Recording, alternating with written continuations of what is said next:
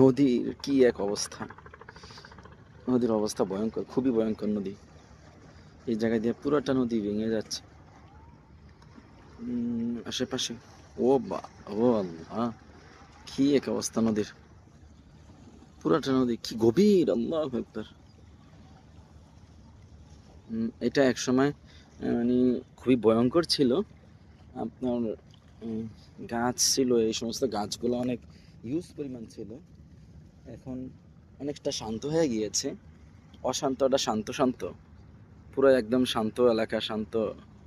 মনে হয় যে অশান্ত যে রূপ ছিল ওইটা শান্ত রূপে পরিণত হয়েছে এখন। দেখতেও ভালো লাগতেছে। এই যে আমাদের বোলাতে গরিবের দুবাই, গরিবের দুবাই হিসাবে খুবই পরিচিত।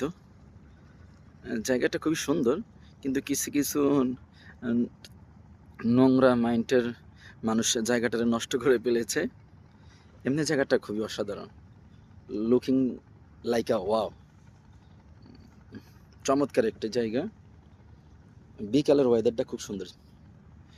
এই গরিবের দুবাই, লক্ষ কোটি টাকা খরচ করে দুবাই যাওয়া লাগবে না। আমাদের ভোলাতেই দুবাইয়ের একটা ছোট্ট ছায়া পড়ে আছে। যারা ঘুরতে চান অবশ্যই ঘুরে যাবেন, এসে দেখে যাবেন সুন্দর দুবাইয়ের পরিবেশটা, মনোরম এক পরিবেশ।